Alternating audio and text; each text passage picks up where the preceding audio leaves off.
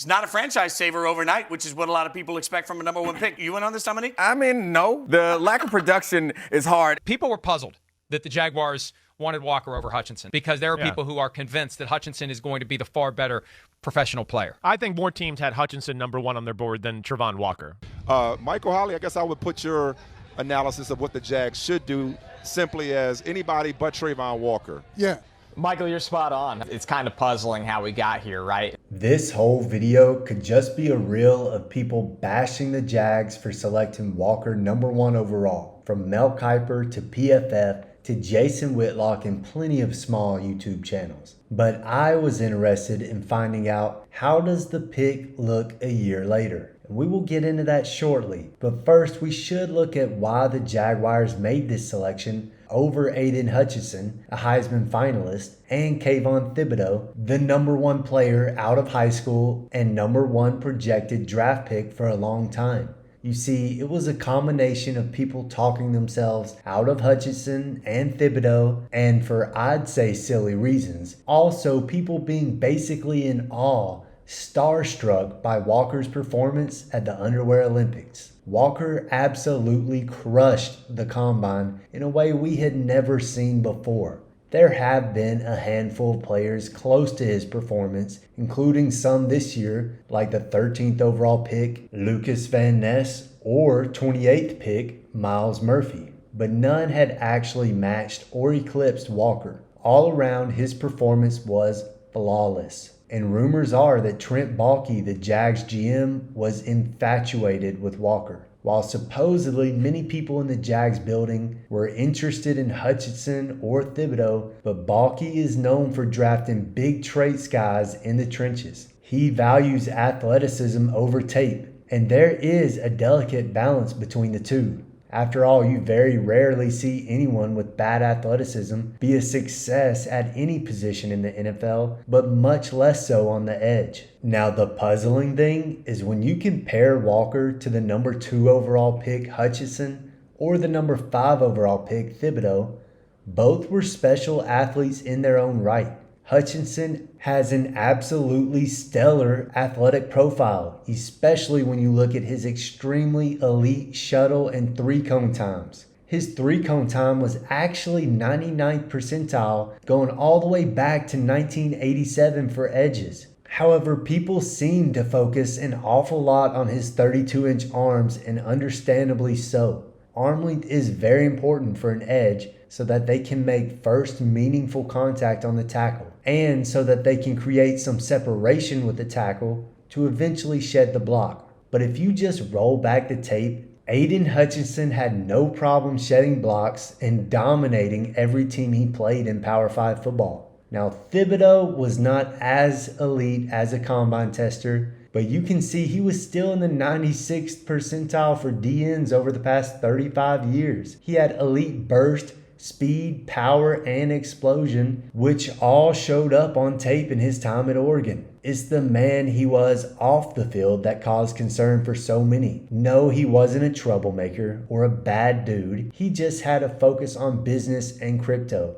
The guy wanted to create generational wealth and do so through more ways than just football. Somehow that was held against him. People questioned if he loved football. Well, the short-armed Hutchinson and the business-minded Thibodeaux, with their spectacular tape, got passed up for Walker and his very honestly boring tape. I mean, seriously. I went back and watched his highlights just to try and grab some good clips for this video, and what stood out most was how low quality the highlights were. What other first overall pick has a play like this on their highlight tape where their teammates did all the work to force the quarterback up into Walker, the spy, and he doesn't even secure a sack?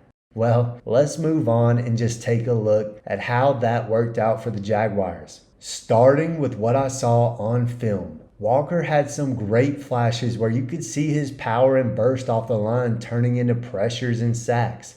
Not a great amount, but some. He still looked very raw in his technique and far too often rushed the passer without a plan and almost never deployed a successful counter when his first move was taken away.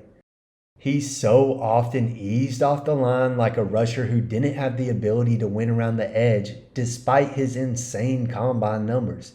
He also never quite figured out how to consistently use his 35-inch arms and tremendous power to challenge tackles' balance and shed the block to affect the play. He would stutter offensive tackles to make them question which way he was going, but he did so without threatening the edge first, so it was easy for tackles to mirror him at the line.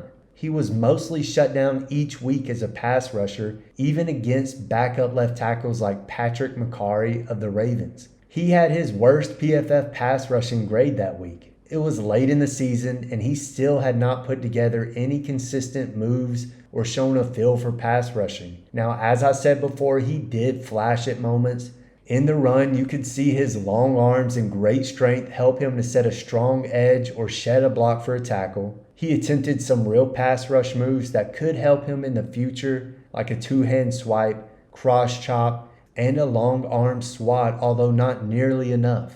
But you can imagine how he could develop these with his athleticism to eventually become a plus pass rusher. But now let's compare him to the men picked later. I'm going to start with Kayvon Thibodeaux. He showed much more promise just evaluating the film from what I've seen in his first season. He consistently showed too much power and relentlessness to be blocked by tight ends all throughout the season, whether on the run or in the pass. Teams regretted testing him in that way many times, something that teams easily got away with against Walker despite his power and frame.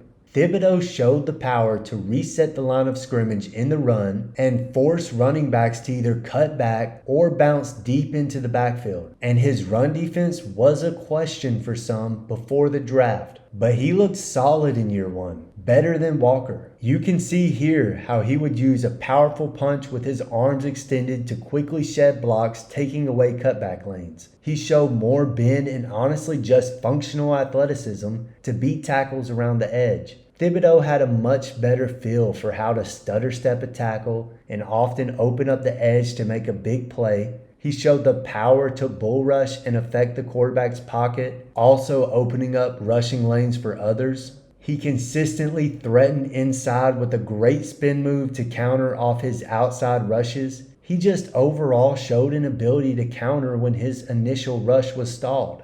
Thibodeaux had great performances against tackles that honestly shut Walker down, like Charles Leno, and he just overall had a lot to be excited about after his rookie season. Now, let's take a look at the man who had the best rookie season of the bunch, no doubt. Aidan Hutchinson played like a veteran in year one. He was a very polished pass rusher who seemed to prove his short arms could not hold him back. He won in so many ways consistently as a rookie. Like Thibodeaux, he proved offensive coordinators foolish when they tried to block him with the tight end. He bullied offensive tackles into the quarterback's faces, and that threat of his power just aided more in opening up the edge. He deployed accurately and perfectly timed hand attacks to disrupt the tackle's punches, and not just one technique. He had a successful cross chop. He flashed a forklift, and his two-hand swipe was his go-to move, which he was so accurate with. His great agility from the combine showed up on tape, allowing him to threaten outside and burst back inside. He had a great spin move, even better than Thibodeaux, to counter off his outside rush. He was a very successful pass rusher from many alignments. Hutchinson was great on D-line stunts. He understood timing, spacing, and how to gain the tackle's attention before looping into the open hole. He relentlessly fought the hands, ripped high or dipped low, and did whatever he had to so that he could finish the rep and affect the passer.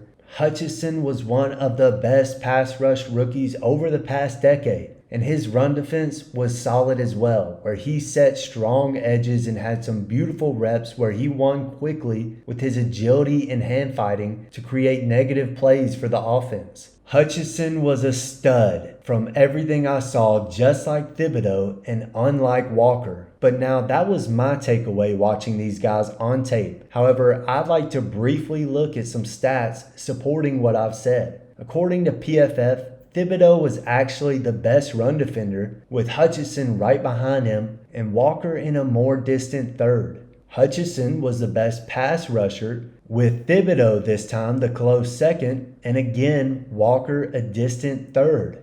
Since pass rushing is the most important in today's game, we'll look deeper and you can see Walker only had one game with a pass rush grade above 70, and it was this extreme outlier in which he played only 13 snaps against the pass, while Hutchinson had 5 grades above 70 and Thibodeaux had 4.